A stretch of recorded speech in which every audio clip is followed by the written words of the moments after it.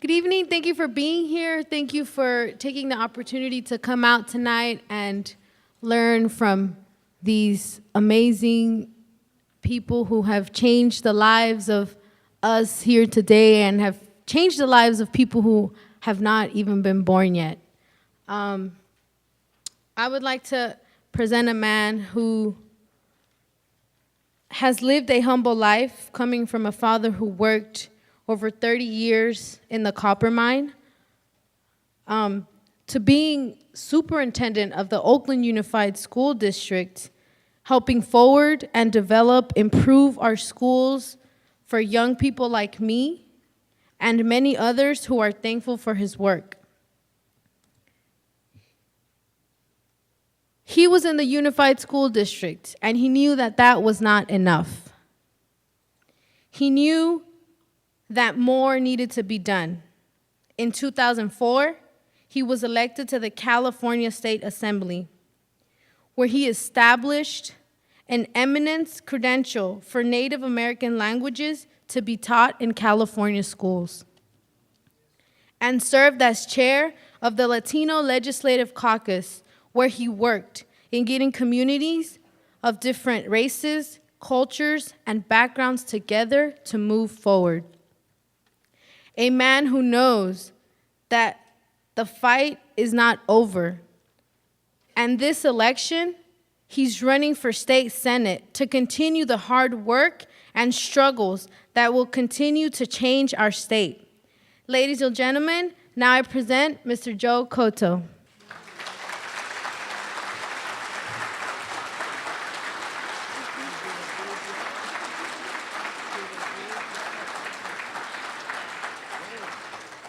I think I'm going to try to encourage Stephanie to come down to San Jose and introduce me every day. What do you think about, what about Stephanie? Big round of applause. So we have a very, very exciting program this evening, some important lessons that we're going to learn that we need to make sure we remember and we continue to pass it on to future generations. So it's a very, very exciting evening. My function is to keep the program moving. I do want to acknowledge, however, that on the back of your program is a list of all of the sponsors. Notice, please, that Kaiser Permanente, if anyone is here from Kaiser, give them a big round of applause right here. And the other sponsors. It's always good to acknowledge our sponsors because that enables these types of programs to continue, and they're so important for building stronger communities. Let me begin by first introducing some elected officials who are in our audience. Hayward City Council Member Olden Henson. Olden, would you please stand? Thank you, Olden, very much. Hayward School Board Member Will McGee is also here. Will, thank you very, very much. Port Commissioner Margaret Gordon has joined us. Commissioner, thank you, Commissioner. And East Bay Regional Park Director Doug Seiden. Doug Seiden, thank you very, very much for joining us. As I said, we have a very, very special evening planned for you today. Let me just highlight why this lecture series is so important. It is dedicated to an exchange of ideas to inspire and move forward new leadership and new service. This is a historic, unprecedented series of lectures that present civil rights leaders who have devoted a lifetime to the timeless lessons of our nation's civil rights movements. Lessons that we must not forget. Lessons that we must continue to remember and learn from and pass them on to future generations. Don't you think that's critical for all of us? Thank you. Now, this year's lecturers all work directly with Dr. Martin Luther King in coordination with the Southern Christian Leadership Conference, the Student Nonviolent Coordinating Committee, and they worked as freedom riders as freedom riders and in voter registration drives in the South. The lecture series recognizes the social justice, the vision, leadership, and accomplishments of two outstanding and dynamic and inspirational leaders of our state and nation. They are, of course, the very honorable and one-of-a-kind champion in our nation, Congresswoman Barbara Lee. Give her a big round of applause. Right here.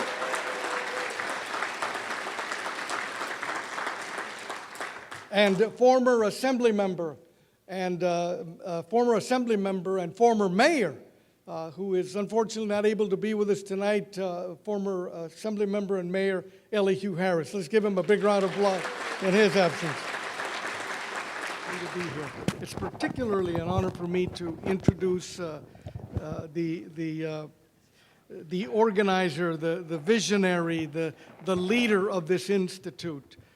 She had just arrived from the nation's capital, fighting the good fight as she does for all of us. I mean, when I said she is one of a kind, she truly is one of a kind. Amen. She represents all underrepresented people. She represents Latinos and Asians and Native Americans and African Americans. She's a champion for all the people, and there's only one like her. Please welcome Congresswoman Barbara Lee. Barbara Lee.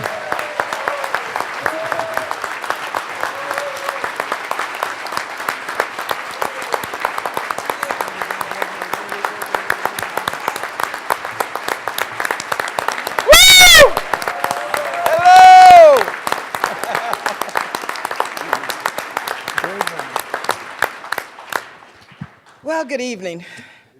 First, thank you, Joe, for that very warm introduction. But also, I just have to thank you for your leadership and everything that you're doing to secure the future for our young people. I've met Joe when I was a student at Mills College, and you were on the case then, and that was in the day. And so I just want to thank you so much for staying the course. Give Joe another round of applause. We miss you here in Oakland, too. He just barely made it. And let me just, first of all, take a moment. Yeah, let me just say this. I actually had to scramble yesterday to record a video to greet you tonight because, of course, the Republican Tea Party keeps us in chaos in Washington, D.C. Yeah. Okay. And yes, I just landed. They continue really to try to take us back to the Bush-era days of the economic disaster. But I want you to know, and one of the reasons I wasn't sure if I could get here, because we have, as you know, many, many fights, but we're fighting back big time. We are fighting back. Thank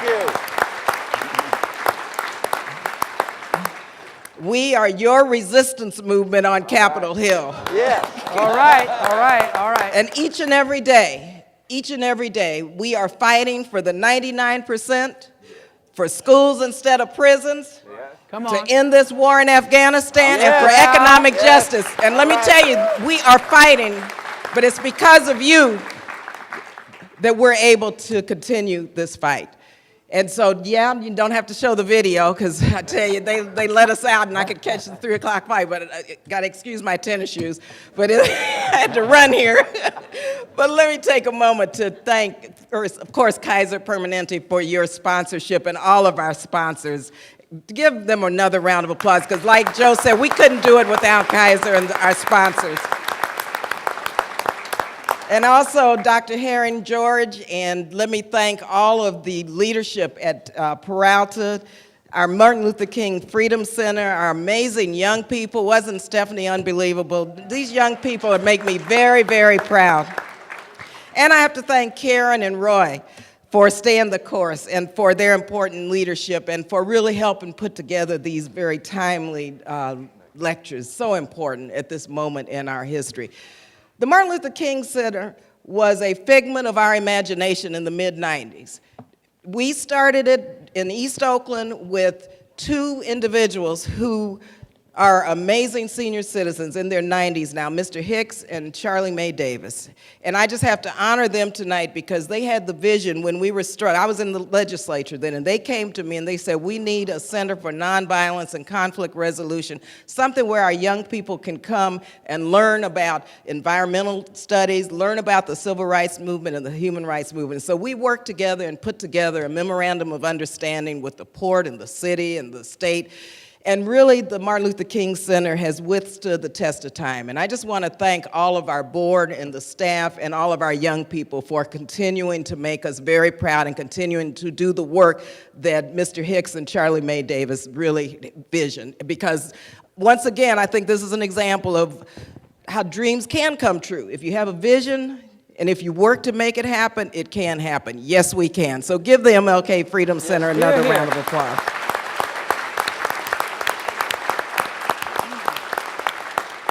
And of course, I bring you greetings from my brother Elihu Harris, who could not be with us this evening, but has been so instrumental in these gatherings. And still, as a retiree, he is still working for change in our community. So in his absence, give Elihu a round of applause, because he's doing some amazing work.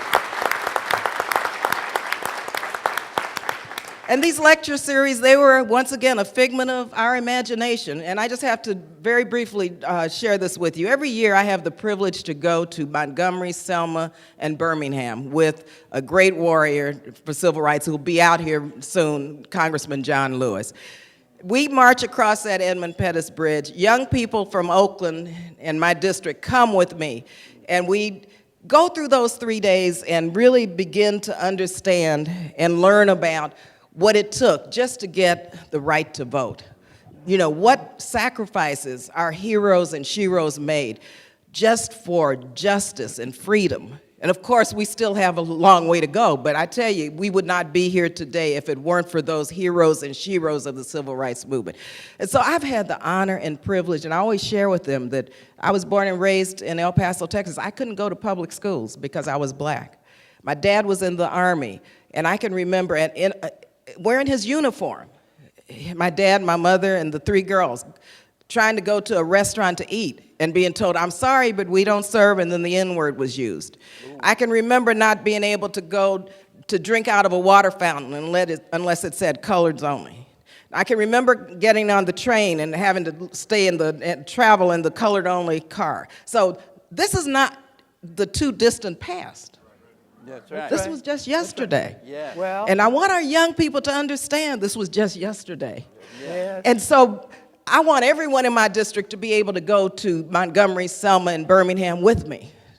And we talked about this, Roy and Karen, and again, thank you so much, because we had this dream that, well, maybe we can bring these heroes and sheroes to my district. Yes. So that people in my district can get a chance to meet them and learn from them and hear them and see what they went through, just so we could have the right to vote, just so we could move into a neighborhood, any neighborhood, just so we could eat at a restaurant, just so we could go, and I can remember, couldn't even go to a theater, just so we could go to a theater, you know?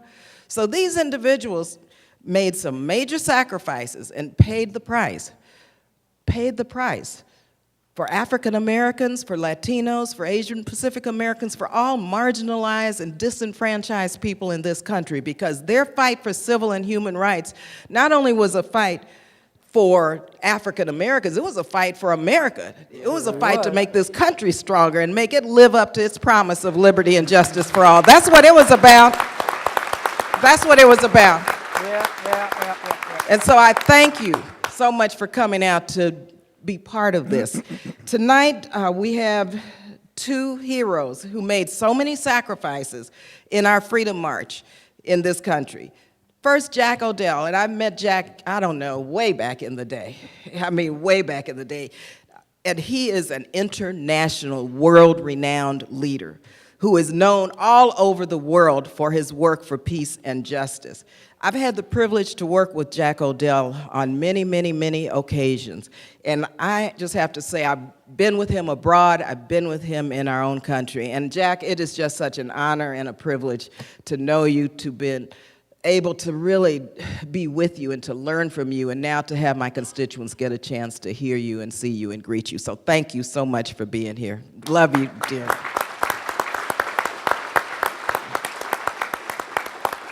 And during these civil rights pilgrimages, and Bob, I'll see you in a couple of weeks because we're going back with some more of our young people, I had the privilege to meet an unbelievable man whose story is amazing. I've grown to love this man over the last 12 to 13 years. His life has been amazing, and his fight for freedom really has changed the course of history. Bob Zellner, thank you so much for staying the course and for being with us here tonight. It's so good to see you in Oakland. We've been talking about this for at least 12 or 13 years. So I just want to thank them both for taking time out of their very busy schedule to come and meet my constituents, to inform and to inspire us.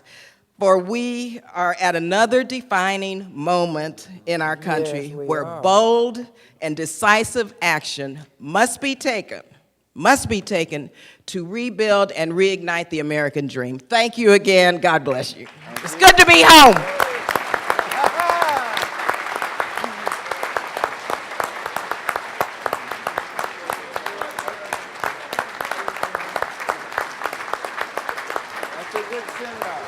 Come on, let's hear it. Come on now, Barbara Lee. Thank you, Dave.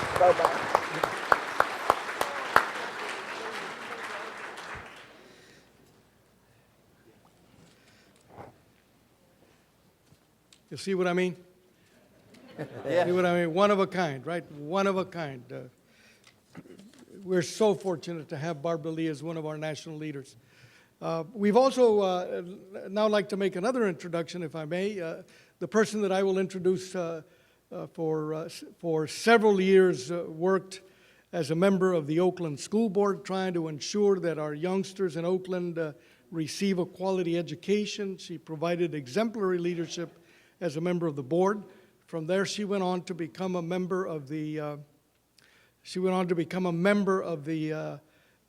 Oakland City Council, and provided outstanding leadership in that area, always championing the cause of those who very often are forgotten in our world. Then she was elected as the mayor of the city of Oakland. She's a person that has many, many firsts. The first mayor, the first woman mayor of the city of Oakland. The first, yes. Secondly, the first Asian American mayor in the city of Oakland, and very few in the country. And like many other leaders in our nation, as Barbara Lee was just saying, like many other leaders in our country, having to struggle with the very difficult issues of this global economic downturn and the effects of globalization and just the monumental issues that our leadership has to face. So it's important during these times, I believe, for us to support and encourage and inspire our elected officials to tell them that we're behind them. Please, a big round of applause to the number one elected official in the city of Oakland, the Honorable Mayor Jean Quan. Jean. Jean, want to come and talk to you?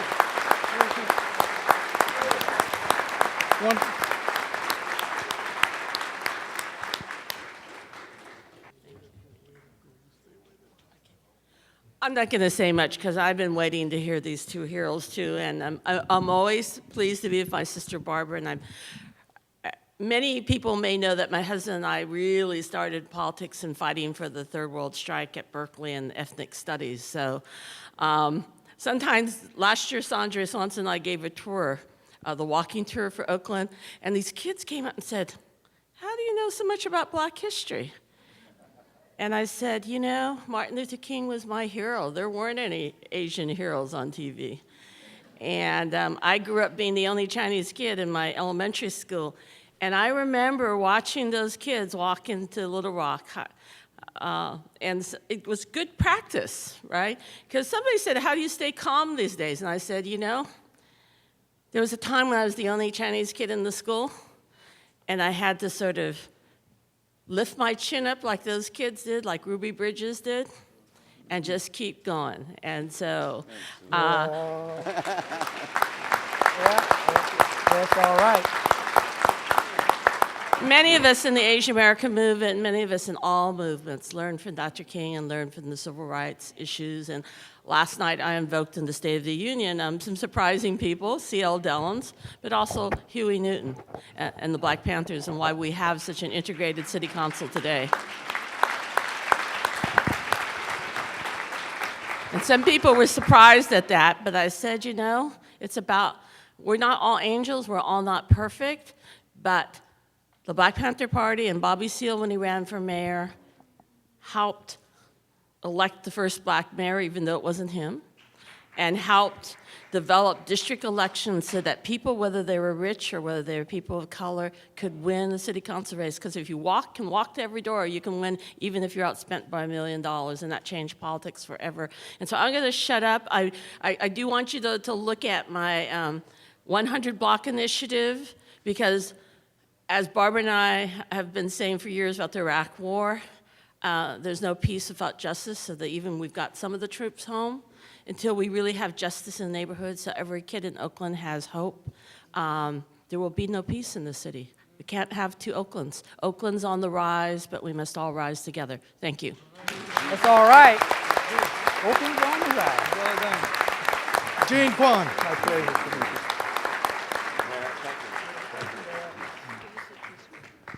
you. Our mayor. Thank you, Gene, very much.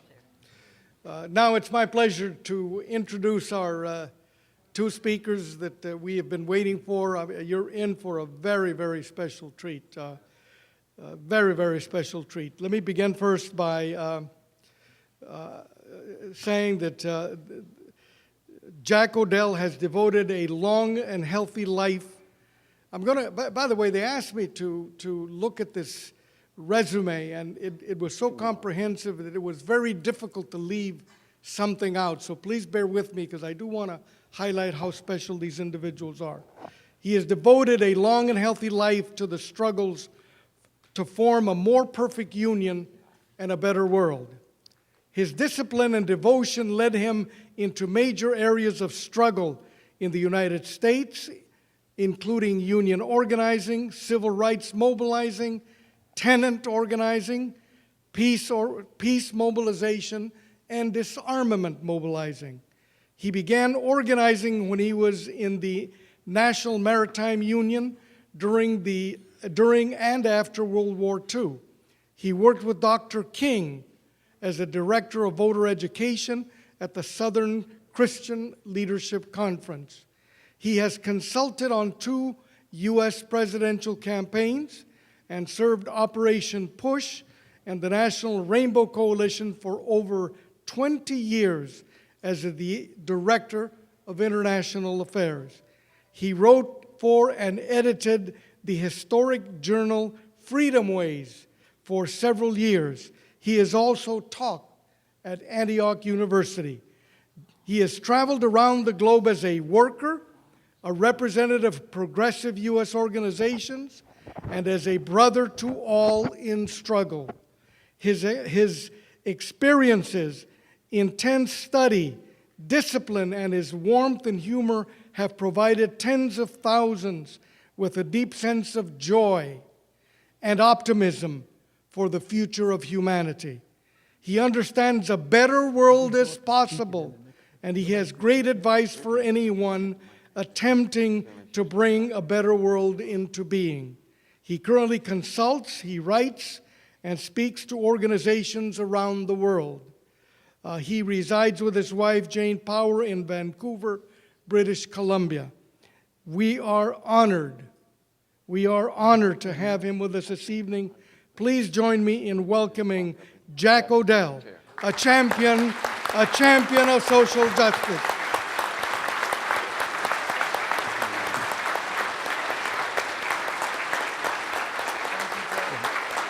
Sit down up here.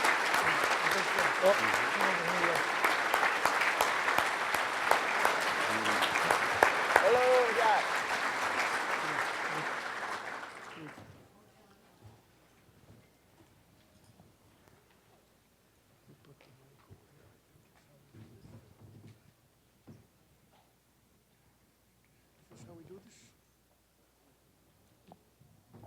do the second introduction? Yeah, Okay. please do. Yeah. Maybe that might be better. Let me do the second introduction. Hold on a second. Well, wait. I want to make sure that Sure, that's right. this is very special. We want to treat Yes, it with sir. the utmost of respect. Our next speaker was born and raised in southern Alabama. He taught at the Highlander Folk School in Tennessee and became the first white Southerner to serve as field secretary for the Student Nonviolent Coordinating Committee. He was arrested 18 times in 7 states.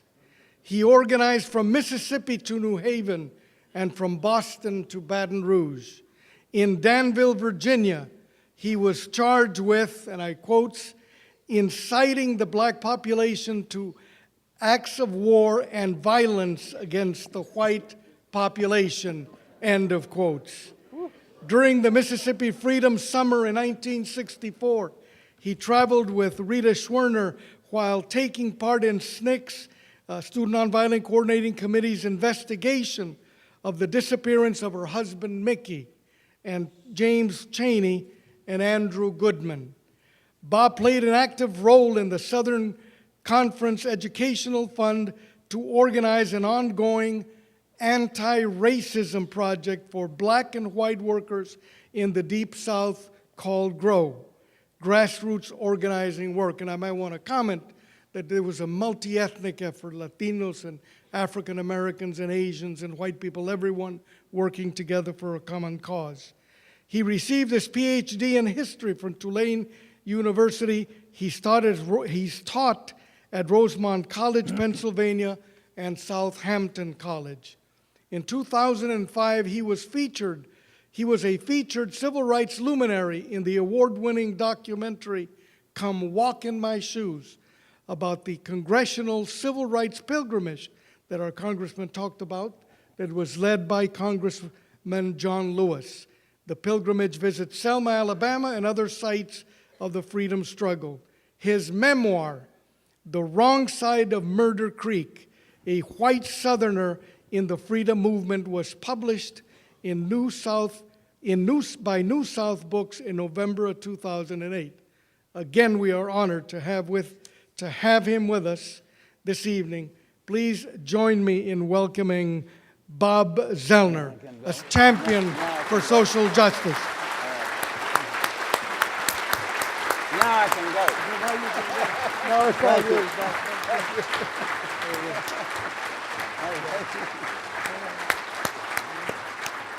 Thank you.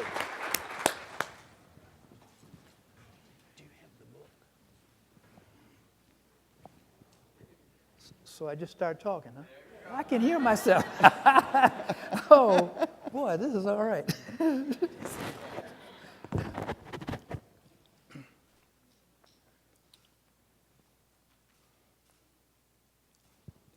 Well, I'm delighted to be here this evening and to see all of you. This is my first time in Oakland, but I have, over the years, been aware of how important Oakland and California have been to our history as far as the struggle for justice and peace and democracy is concerned. I remember when being in college in New Orleans, how at the time of World War II, so many people left that city to come to the shipyards in Oakland. I remember Paul Robeson's many visits here. He was a member of our union, honorary member of our union, the National Maritime Union. I'm indebted to the fact that there was a general strike in San Francisco that gave birth to the NMU. And the NMU, as my union, was an educator for me as far as understanding the world. And then there is this contribution that California has made in general to the struggle for justice across the world, across our nation. Gus Hawkins, the author of the Humphrey Hawkins Bill in the 1970s, that insisted upon the federal government maintaining a 4% unemployment rate. Ron Dellum's single-payer health care legislation that was introduced in the late 70s.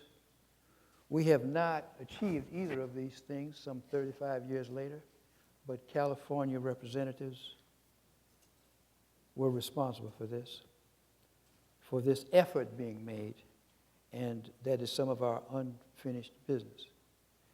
And then there was the Berkeley free speech movement that puts the House on American Activities out of business. I'm here to say thanks to them.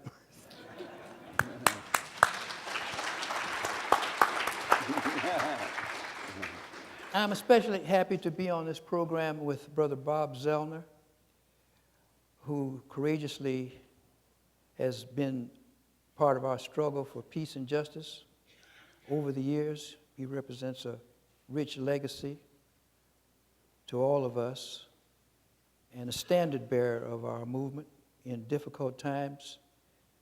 He has traveled, and over several decades, we have come to appreciate the great contribution that he has made. And I'm grateful also to Congresswoman who has, well, she has inspired so much of us in the stand that she took with regard to the Iraq War.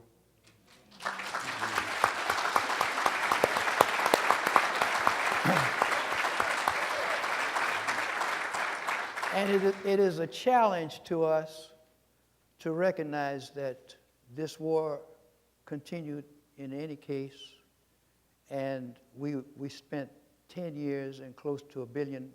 We spent 8 years and close to $1 trillion for a war that in the early stages was said that our reason for going was wrong. But there was not the will to get out of there and save lives. And that example is very much to us a lesson as to what the nature of our struggle is today. I want to say a few words tonight about the importance of organization and how the clarity comes from it in difficult times. I guess my talk would be called When This Time is Named. Students of the role of social movements in history often feel compelled to identify periods in which events shape a particular time frame of development. An attempt is made to name a period of history or an age as a way of expressing the significance of the events in a compact way. So we speak of the Age of Enlightenment, the 18th century time of the... I'm going to get up here. I think I'm going to stand up here. Do a little better here. Good. Okay. Yeah, All right. yeah. Yeah. I want to The see energy's y'all. getting to go now. Good. I didn't know how this worked, Roy. I mean, I didn't realize that I could be up here too. I thought I had to be seated. You know me.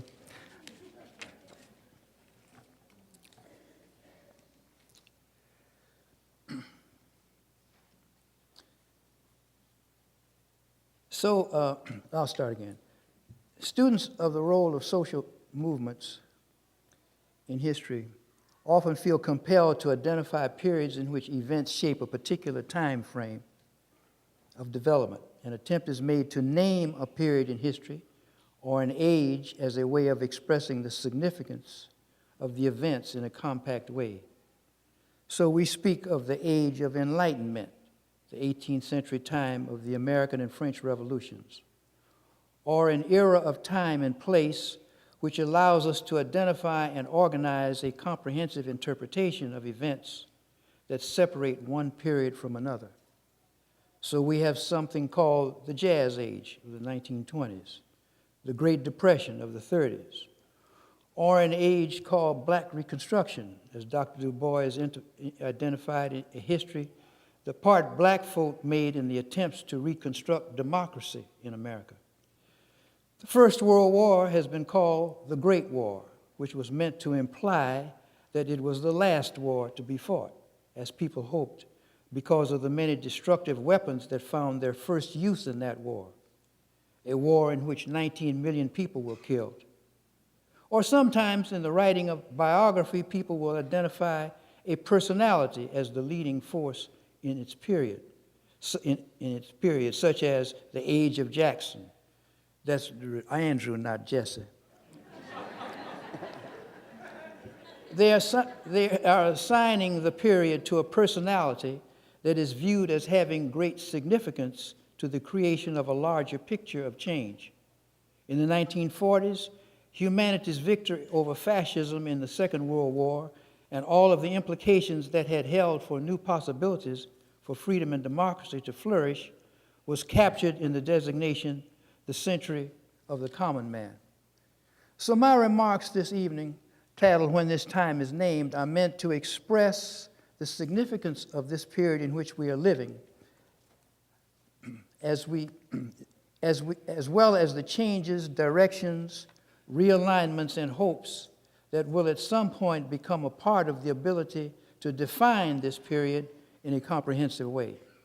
I should add that this title was borrowed from a title by the women's movement of Morocco on the occasion of the International Conference of the Women's Movement in Beijing in 1995. The singularly attractive and most significant feature of any movement that is affecting profound change in society is the role it plays in creating a dual authority in the country.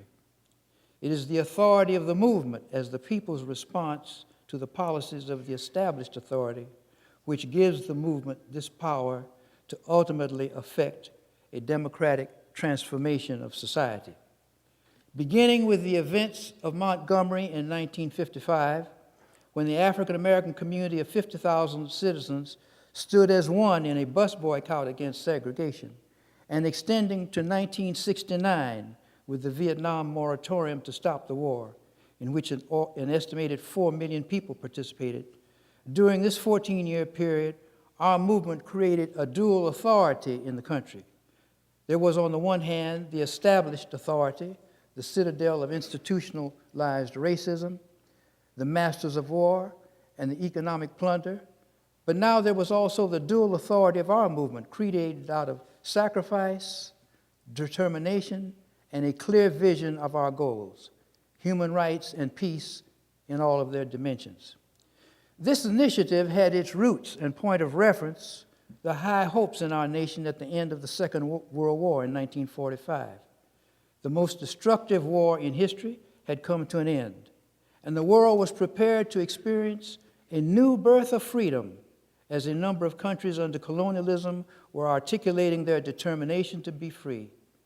A World Federation of Trade Unions had been formed, and my union, the National Maritime Union, was one of those unions that affiliated with the World Federation of Trade Unions. This was the largest seamen's union in the United States, and it was a member. The GI Bill of Rights had been passed by Congress under President Roosevelt's request as an expression of our nation's appreciations of the great sacrifices our troop had made in cooperation with the troops of other allied countries in defeating fascism in Europe and Japan. In the summer of 1945, a concert was held in Indianapolis by Duke Ellington, in which he introduced a tone poem called New World A-Comin'. And he explained it as an effort to express, quote, all the good things that are ahead to be enjoyed.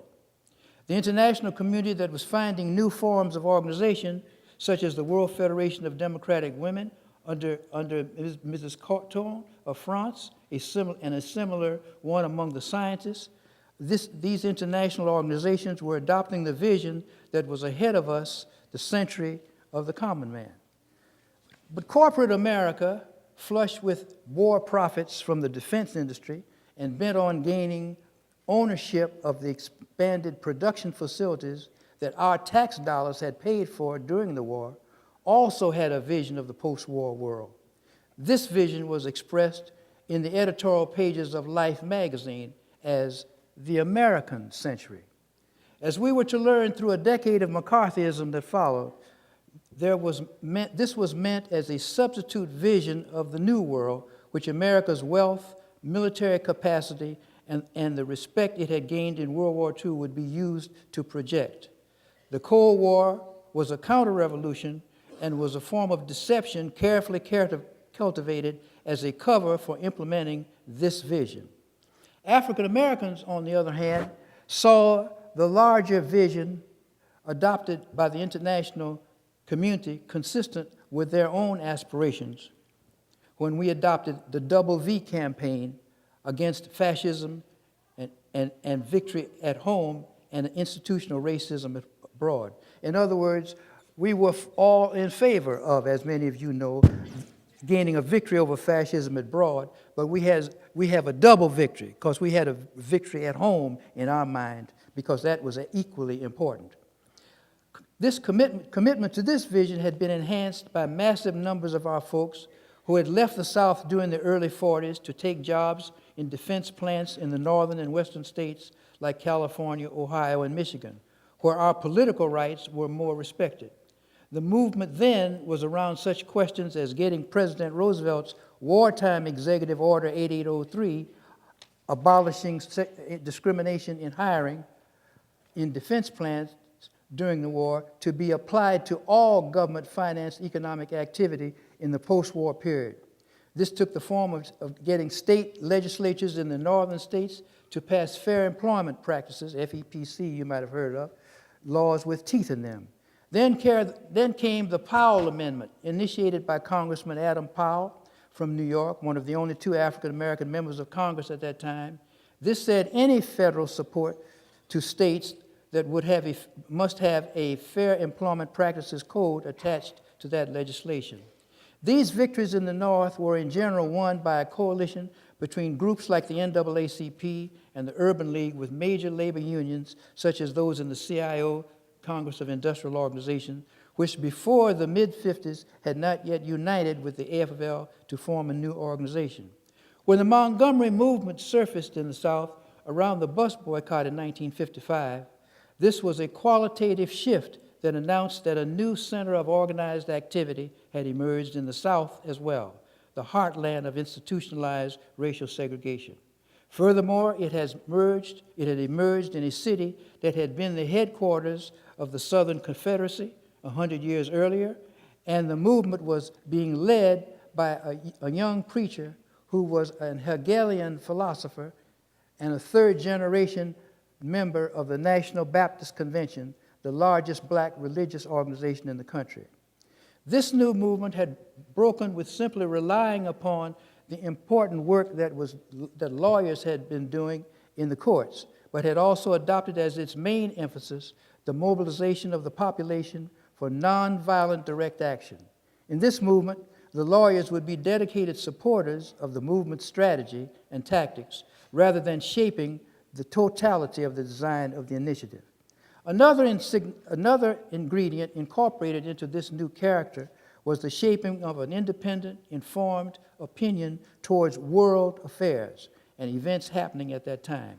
The Bandung Conference held in Indonesia had made up some 29 countries, recently independent from colonialism, adopted a position of non-alignment in relation to the Cold War. Congressman Adam Clayton Powell and the novelist Richard Wright were the only two Americans in attendance at that historic event. Paul Robeson's monthly magazine, Freedom, regularly reported on the growing anti-apartheid movement in South Africa and the fight against the pass laws, and his wife, Eslanda Robeson, a social scientist in her own right, was an honorary member of the Fourth Committee on Decolonization in the United Nations, and frequently wrote articles in other organs of the black press. This tradition of being interested in events around the world was relatively cultivated in the black press during the days as early as fascist Italy's invasion of Ethiopia in the mid-1930s.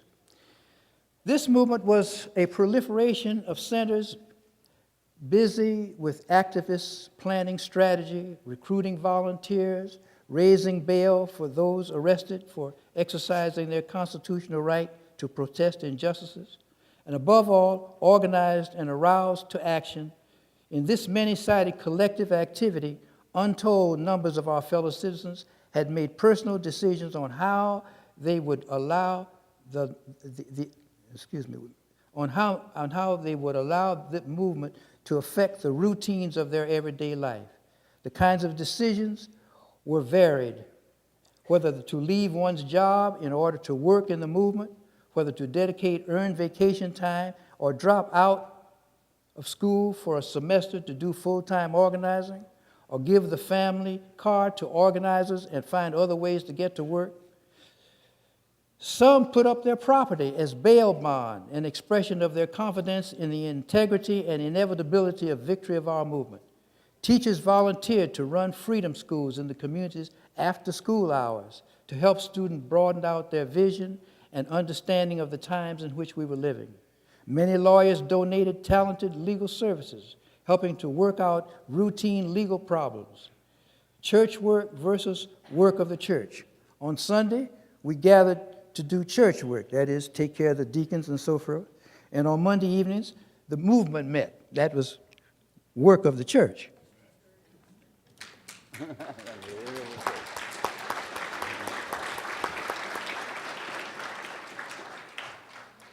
In the years between these points of reference, the authority of the people's movement in the country was crystallized and made evident in the hundreds of local demonstrations in cities across the country. One of them, on one occasion, our movement mobilized tens of thousands, on more than one occasion, our movement mobilized tens of thousands of people in demonstrations on Boston Commons and Soldiers Field in Boston Commons, or in Soldiers Field in Chicago, and in the streets of Detroit and San Francisco and New York and elsewhere. In addition to the historic marches in Washington in 1963 and 67, our last confrontation at the Pentagon with 100,000 people. The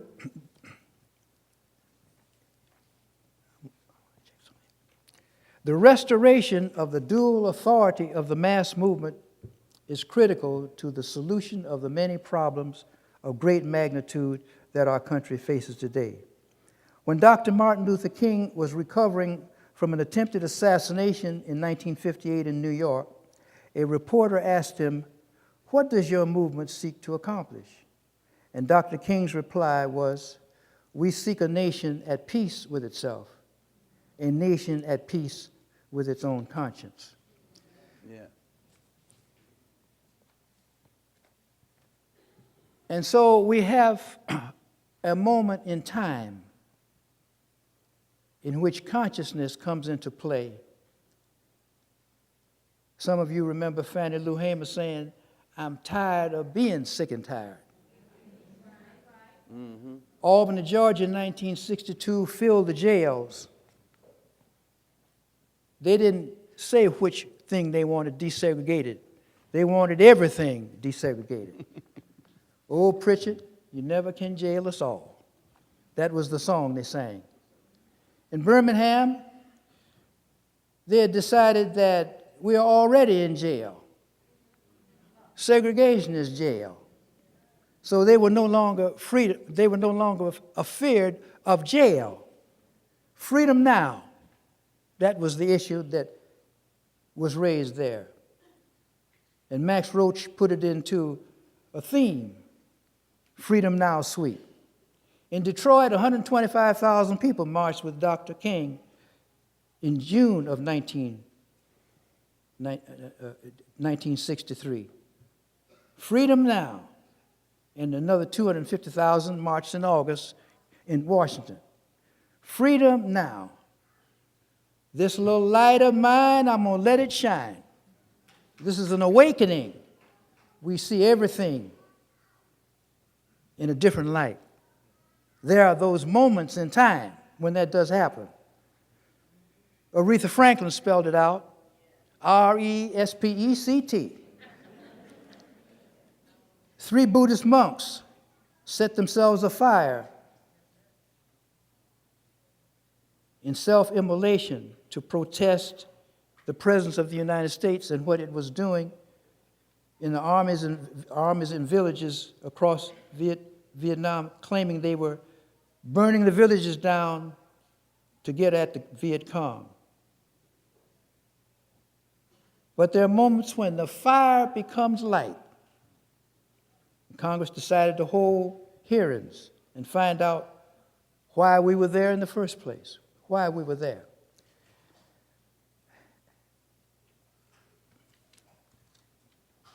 As a matter of conscience, we must remind ourselves that military aggression has extended from Grenada, the Dominican Republic, and Panama in this hemisphere to Vietnam, Iraq, Afghanistan, and Asia. The worldwide goodwill that we inherited from Second World War and our contribution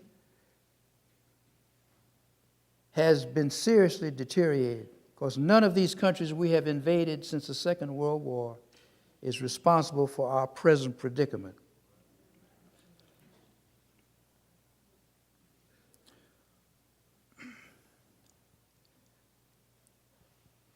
We have built, and appropriately so, a monument to the young American men and women who died in the Vietnam War. But we must ask ourselves, where is the monument to the Vietnamese patriots who died for the independence of their country?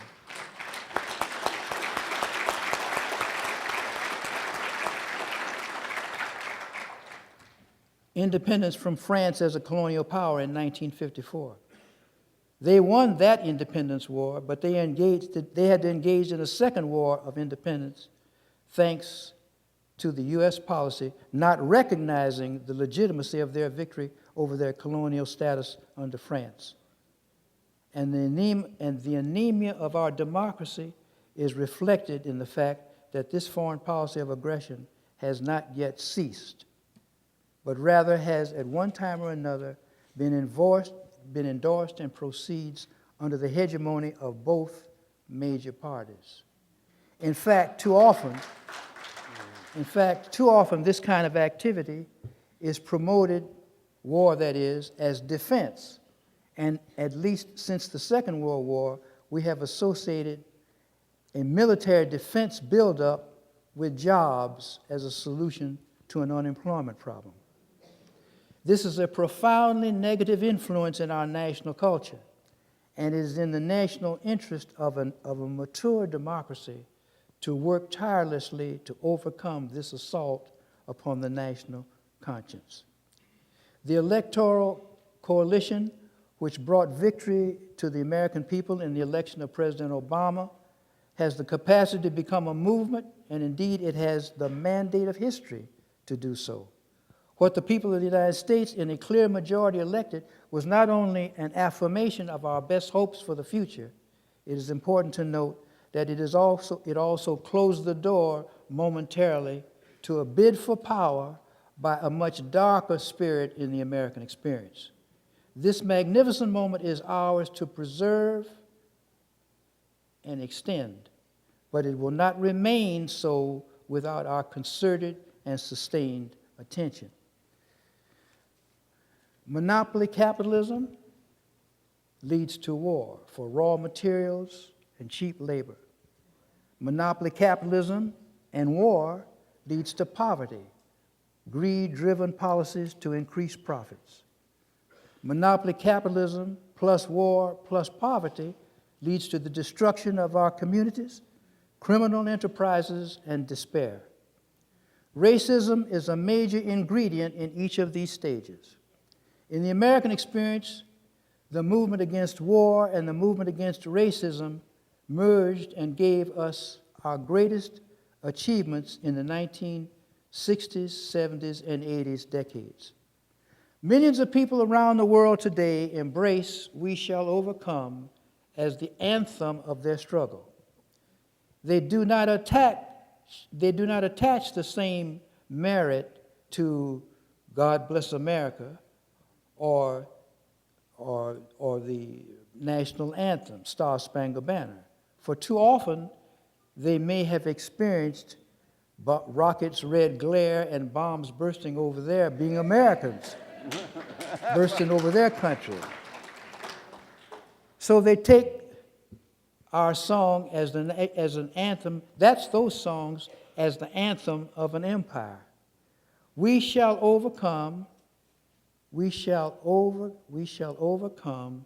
Speaks of a shared desire to be friends, allies in a common struggle for a better world. Let us embrace this invitation and vision as the opportunity of a lifetime to save our planet and our earthly home from the ravages of corporate greed. Let us commit ourselves to make these changes, whatever time and effort it takes. It takes some giant steps, as John Coltrane calls it, to bring about a democracy that is large, generous, and earns the respect of the world. Venceremos.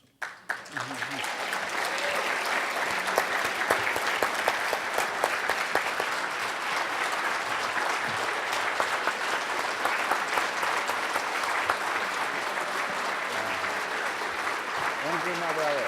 Thank you.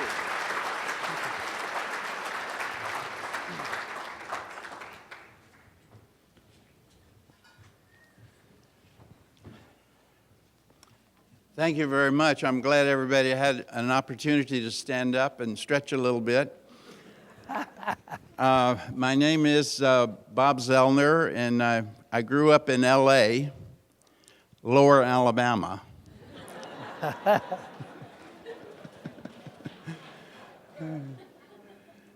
And when I see Congresswoman Barbara Lee, I always think of Alabama because we spent more time in Lower Alabama than we have in liberated Oakland, but I sure am happy to be here tonight.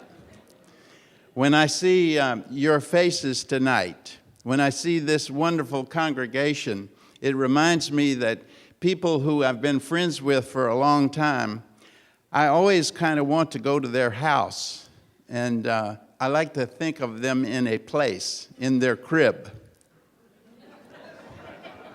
in their house where they belong. So this is where the Congresswoman belongs, and I will always feel different now that I've been to your house.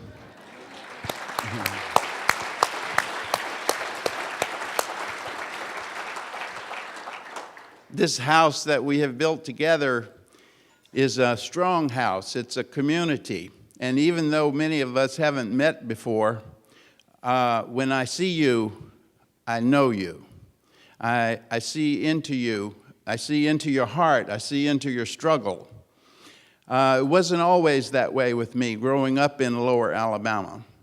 My father was a Klansman, was in the Ku Klux Klan. My grandfather was in the Ku Klux Klan. My mother and father were both graduates of Bob Jones College, which is now Bob Jones University.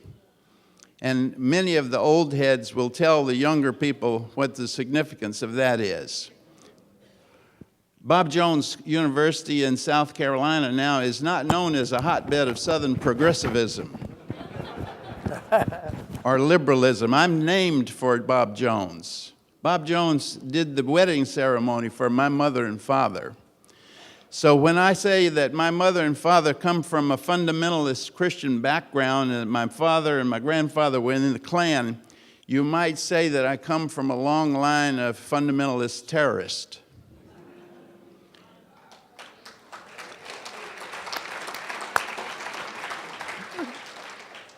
We're concerned today with fundamentalism and terrorism around the world.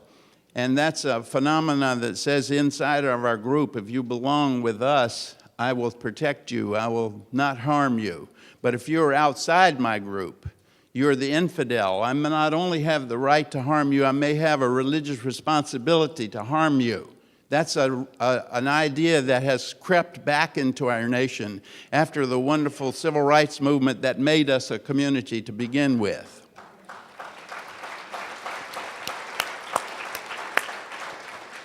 I was very lucky that my father was able to break with the Ku Klux Klan. And when my father left the Klan, his father disowned him and never did he speak another word with his own blood brothers. His brothers never spoke to him again in his life because he had left the brotherhood of the Klan, because my father had opened his horizons. He had gone to Europe, actually, right before the Second World War with Bob Jones, with the cockamamie idea that they would save the Jews of Europe by converting them to be Christians. And I remember saying to my father, Jack, I said, did you convert any Jews? And he said, no, but they converted me.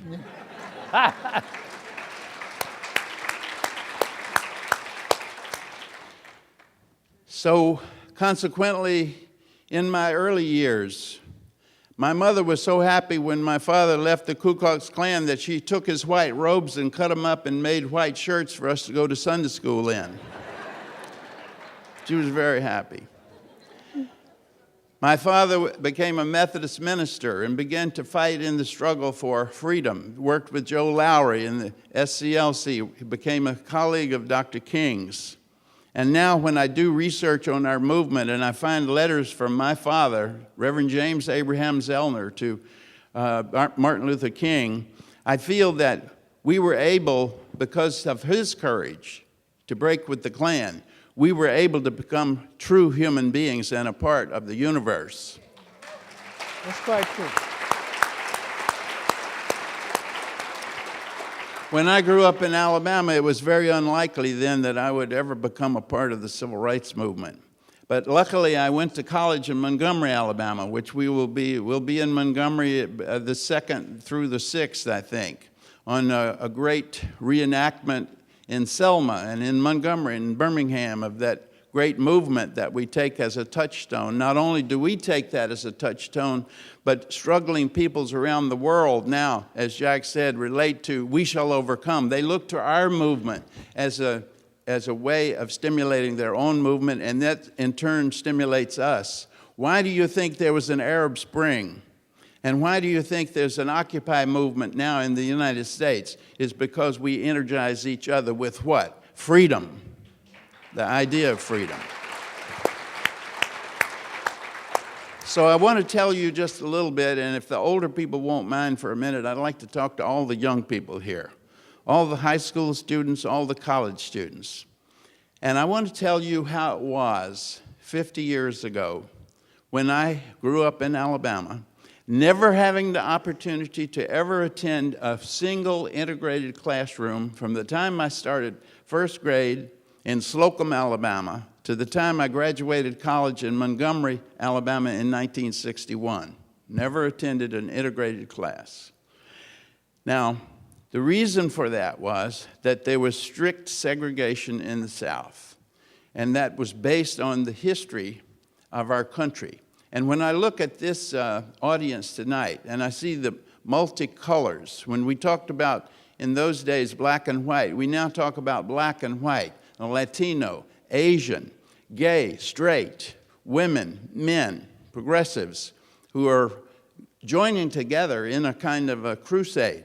And the reason we have to have this is that those forces that enforced segregation when I grew up are constantly coming back at us. The women's movement was tremendously successful in this country. After the civil rights movement, it was re-energized again, and they are pushing back every day. Can you imagine a major party in our political structure indicating that they want to go back to Roe versus Wade? Do you think that they really think that the majority of the people in this country are supporting that? I don't think they think that, but they think that 1/3 of our country in a right-wing direction can wag the rest of the country, and we say no, don't we?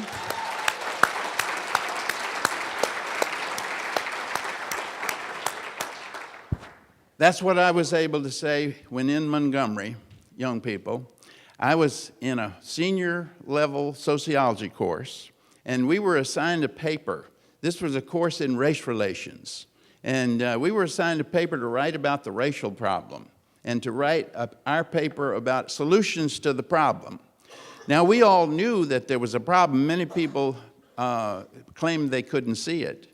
But if you were a Christian, if you had any ounce of human kindness in your soul, you could see that there was tremendous inequality in the South based on race. And when we studied our high school history, we could already tell that a major moral compromise was made with our founding documents. We were for equality, we were for religious freedom and so forth. And what do? We enshrined in our original documents the inhumanity of certain people based on characteristics of skin color. That was a moral compromise that we made from the beginning, and it has continued to stain our society upright until today.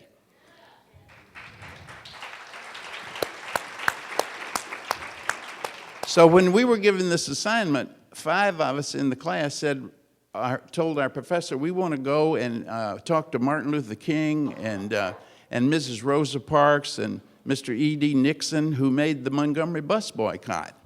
That's a way of solving some of the racial problems. Haven't they integrated the buses right here in Montgomery, Alabama? And our professor said, you can't do that. And we said, why not? He said, you'll be arrested.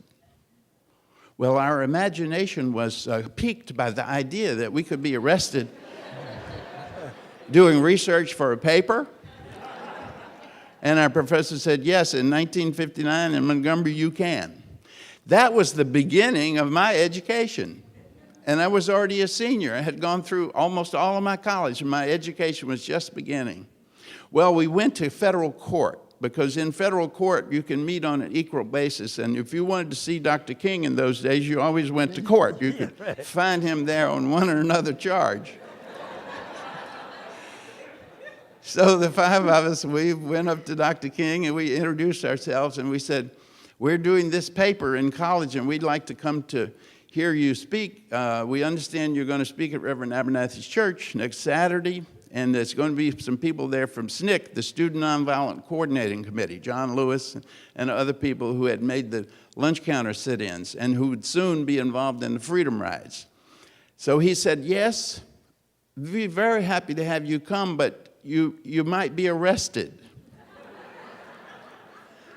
So we said, Dr. King, that's what our professor said. He said, that's why he's a professor. He's smart, very smart about those things. So he had a little workshop there with us.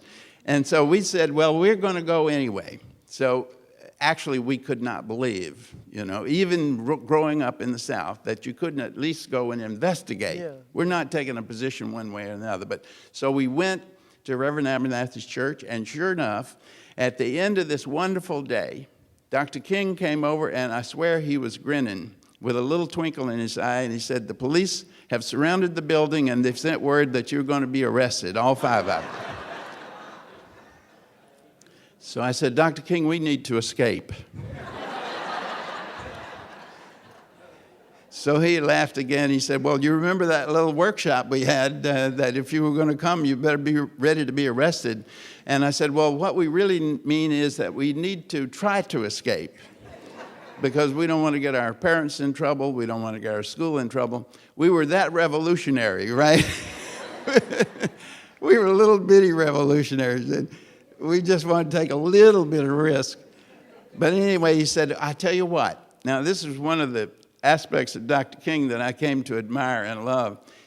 First of all, he wasn't Saint Martin Luther King at that time, and neither was Mrs. Parks, Saint Rosa Parks. They were ordinary people with tremendous courage. Tremendous courage.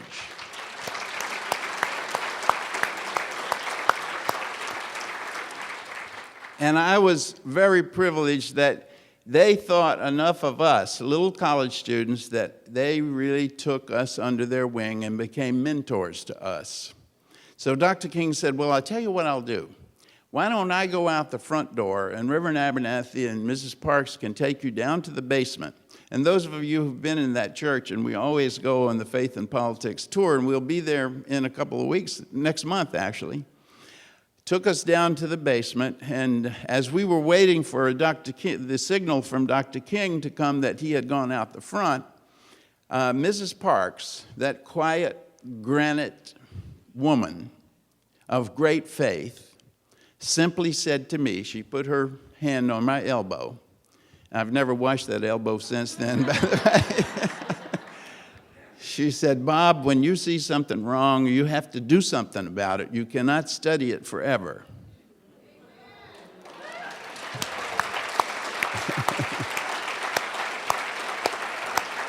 So that's what I tell students now. I tell students now, you have to take a risk. You have to have something that you can take a risk for. That was a very small risk, but thank goodness we did that, because it led me into a life of crime. I was arrested 18 times, joined the staff of the Student Nonviolent Coordinating Committee, and the rest is history. But how could you not respond to someone who said that, simply stated? So sure enough, Dr. King went out the front, and the police and the news people they all ran to the front, thinking that we'd be right behind Dr. King. And so they all kind of patted us on the back. They opened the door, and the funniest thing you've ever seen is 5 little white boys running all out through the black community in Montgomery, Alabama. The beginning of a heroic civil rights career, running from our own police, right? But I learned a great lesson that night. If you step over their lines, you can go suddenly from being the most privileged class in the history of the world, a white Southern male, middle class, private school. All of a sudden, we had crossed what? The segregation boundary. We had declared ourselves to be somewhat out of sync with the Southern way of life. As a result of that, you could not imagine, young people, that the Klan burnt crosses around our dormitory. When we finally got back to campus, we escaped. We got back to campus. We were met by the whole administration of our college. And just because you have leaders right here in your college, you know, that stand up and take a stand, we didn't have it then. So our college professor said, you have to resign from school. You have broken the segregation law. You've disgraced our school. You have to resign from school. The next night, the Klan marched in its hundreds in uniform, burned a 38-foot cross right down the campus from Huntington College, and called out the Huntington Five. They said, we will track you down, we will get you, and you will be lynched for what you are doing. We were then called into the office of the Attorney General of the state of Alabama, and he said, you have fallen under the communist influence. I said, you mean there's communists in Alabama? You sure were. He said, no, but they come through here. And I'm with one of them tonight who was coming through.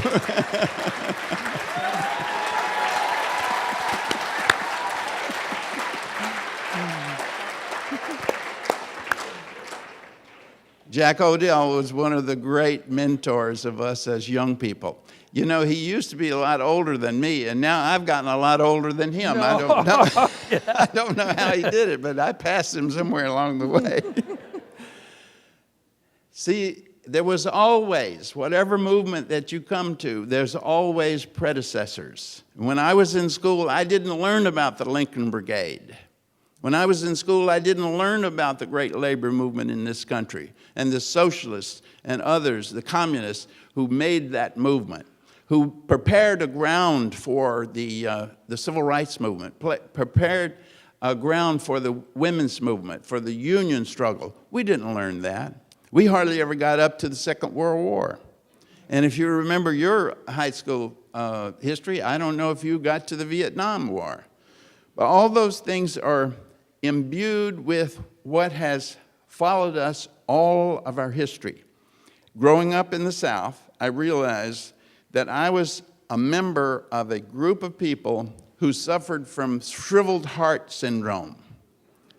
You know, and I realized that the liberation that I felt when I joined John Lewis, and when I joined Jack Odell, and Dr. King, and Mrs. Rosa Parks, and E.D. Nixon, and the great stalwarts who were making that movement, I learned that that was a liberating experience to me, and it allowed me to have the milk of human kindness once more in my heart. If I was required to support segregation and required to support the oppression of people based on their race, their nationality, their religion, the color of their skin, their sexual identity, all of those things, I would continue to shrivel my heart. So today, again, today in this country, the stronghold of the Republican right-wing movement is still in the Deep South and pockets of poison in the Middle West and a few other places. Not liberated territory right here. Now, we know that we have some problems right here, but you have a community that has a history of struggle.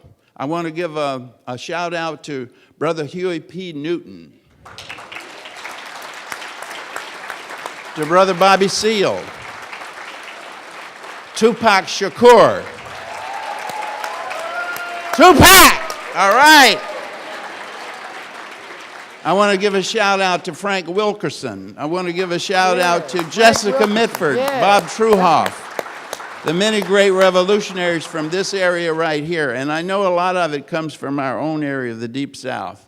Where do you think Huey P. Newton got his name? He's from Louisiana, named after Huey P. Long. Huey Pierce Long, the populist governor of Louisiana, that said that poor people should get together. Black people, poor people should get together. They still had a lot of racist content in that populism. We have to develop a populism and a politics in this country that does not have the impetus always and the power in the hands of the white people. And if you look at this audience tonight, we have a strong movement. We have a strong community now with the leadership and the impetus and the control in the hands of people of color, women's people who have made the women's struggle, the new gay, lesbian, bi, transsexual movement of freedoms, the Latino struggle, the brown struggle, the Native Americans. The last time I was arrested, I think I'll have to say 19 now, I used to say 18, was just a few years back in Southampton, New York. When I moved from Alabama, I moved to Up South. That's right. I moved to Southampton, New York, and I was appointed, being an old hand, I was appointed to be on the anti-bias task force for Southampton, New York. That's in the Hamptons. I don't know if you've heard of it or not. Oh, yeah. You heard of Malibu? Well, we were Malibu East, I guess. Right? So, and there's two poor people out there. Derek Thomas, my housemate. Derek, raise your hand. Me and Derek. We know there's two poor people there because we're in the struggle. We never made any money, but we made a lot of noise. But anyway, that was a situation where the developers were so intent on building houses right up to the edge of and encroaching on the Shinnecock Nation reservation that they were bulldozing the graveyard, the Native American graveyard, the ancestral burial ground of the Shinnecock Nation. And they called me down to try to mediate between the Shinnecock Nation and the state troopers. And as I was trying to say to the troopers, there's a temporary restraining order, and it's on the way down here. And the trooper says, yes, we know that's been gotten, but we've got to knock down some more of these trees, and we got to root up some more of these bushes and everything before they get there. They were trying to make it a fait accompli to destroy the whole graveyard before the temporary restraining order. And I said, you can't do that. And at that moment, I was tackled from behind. There's a picture in my memoir of that. I was 62 years old, and when they had me down on the ground, they broke this elbow right here. And I thought, well, I'm too old for this. But you know, once in the struggle, and if you are a long distance runner, you may have to go to that jail again, you know. But I'll tell you this, when I was in the jail, locked up, chained to metal benches with the Native Americans that were arrested with me, Those state troopers, not Alabama state troopers, but New York state troopers, came over to us whooping and shouting about the Diallo decision. Do you remember Mr. Diallo, the African who was shot 40 times in New York by the police? That day, the decision came down that they would not even be charged. They would never be tried for shooting the man 40 times, one of the most blatantly racist incidents that had occurred. They were not to be. So those state troopers came over to us and taunted us as we were chained to those metal benches, and they said, "You want the warpath? The next time we come to the reservation, we will bring our Winchesters. Nothing will happen to us. We can slaughter you all, and we will not even be charged with a crime." Now, that's state troopers. What is the mentality of state troopers? What does it say about their leadership structure? What does it say about the strange place of racism still in our culture? You know? And I just talked to someone from Bulgaria at one of our lectures, and she said she went back to Bulgaria after an 11-year absence, and she was shocked at the amount of racism in Bulgaria. And so I said, "Well, I don't think there's very many black people in it." She said, "No, but there's racism and homophobia rampant in Bulgaria against the gays and against the gypsies." So it's something in the human heart that pulls us between brotherhood and sisterhood and wanting to get at each other's throats. We've had enough struggle in this country so that when we organize, and Jack is very true about this, when you organize, you have to make that dedication that no matter what happens, you're going to stick to the cause. When I first joined SNCC in 1961, and I'm going to stop here so we can have some discussion, within 36 months of me joining the Student Nonviolent Coordinating Committee, 5 of my friends and colleagues were murdered by racists. 5 of them were lynched and killed by racists. So think of you after you finish your college and you get your job. Unless you're going to go into the military or on the police force or maybe the firemen or so forth, you probably would not expect that 5 of your friends and colleagues within 3 years would be murdered in the line of duty. That's what it took in the days of the early civil rights movement. And that's why I was very privileged to know Dr. King. And on this Black History Month, and sitting here with you all in this wonderful lecture series that's been brought, the fact that we can come and we can bring our stories and we can hear your stories, it means that I learned very valuable lessons from my mentors, Martin Luther King and Rosa Parks. And that is that brotherhood and sisterhood is not so wild a dream as those who profit by postponing it pretend. So get to work. Thank you.